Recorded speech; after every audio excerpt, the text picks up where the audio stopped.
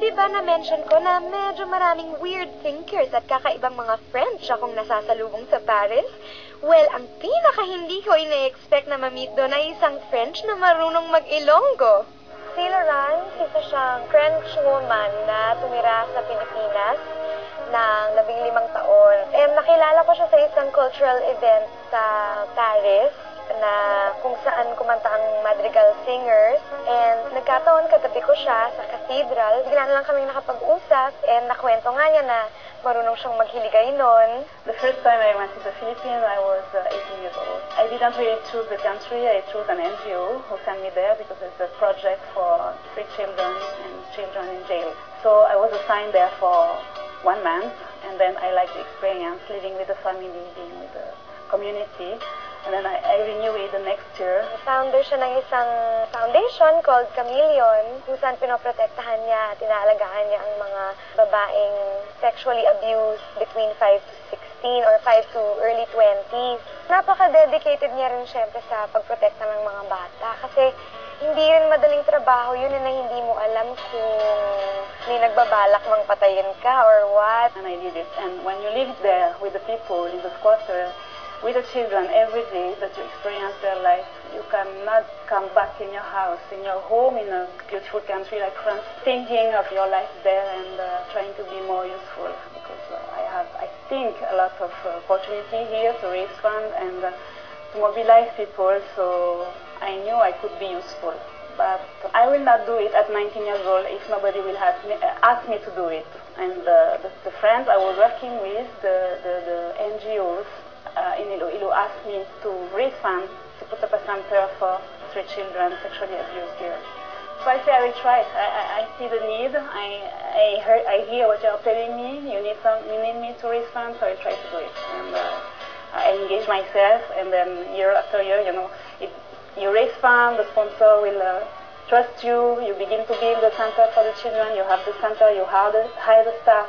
And somehow you cannot live because you are responsible of few children and after a group of children and a whole family and the centers, the stuff, that's why I have to stay. Naging magkaibigan kami, may connection agad dahil sa experience niya dito sa bansa natin.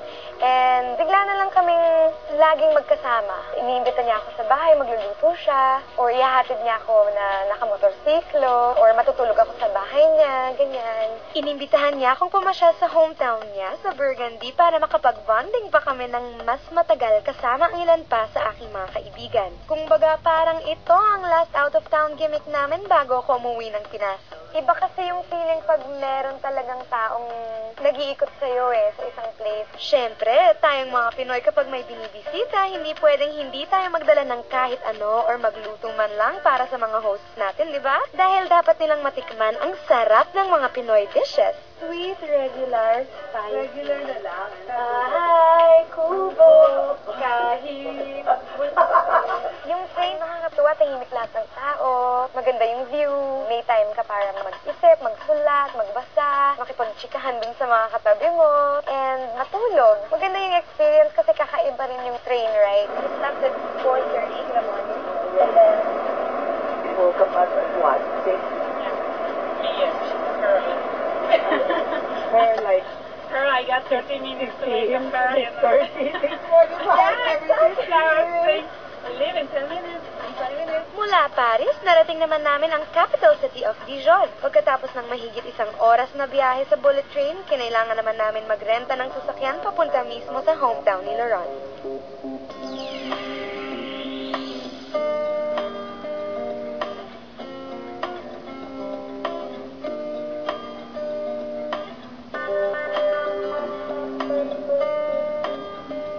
Halos 45 minutes lang ang biyahe papuntang Chateau de Son, pero madaming bagay na naman akong natutunan mula kay Laurent. Always niya pinapaalala sa akin na huwag manatili sa lugar kung saan ka masyadong komportable. Kahit nasabihin mong nasa iyo yung lahat dun sa lugar na yon, unless makahanap ka ng purpose mo para mong linagay yung sarili mo sa isang kaula na made of gold, kailangan always ka maghahanap ng something na makaka-challenge sa'yo, at makakabigay sa'yo ng meaning, ng purpose. Siguro, kaya sa Hospice de Bon kami unang pinasyal ni Lawrence. Isa itong local tourist spot na nagsimula noon dahil sa kawang gawa, kaya parang nire-represent nito ang character ni Lawrence. Ang ganda naman ang nurse nila. Nakagown ng mga caregiver. Dating charity hospital ang Hospice de Bon.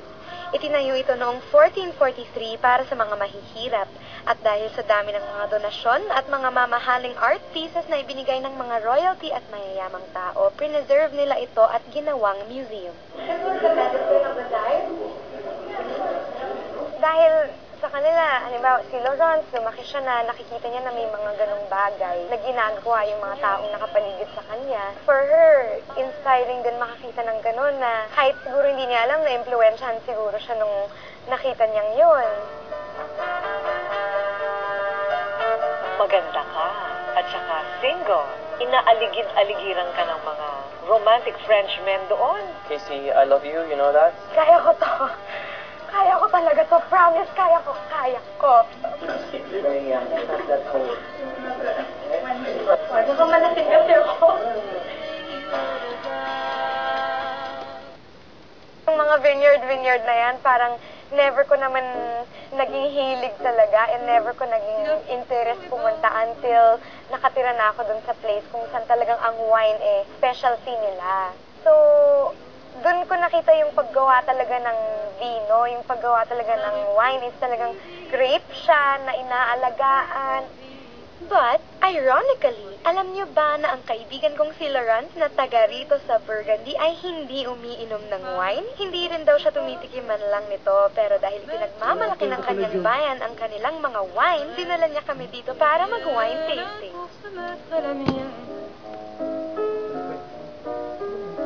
Si la photo est bonne, il vient de sa personne, la populaire d'un assassin, que le fils de mon voisin, ce gibier de potence, pas sorti de l'enfance, va faire sa dernière prière. Hello, this is Chardonnay grape, and you can drink with fish, for example, in aperitif too. And you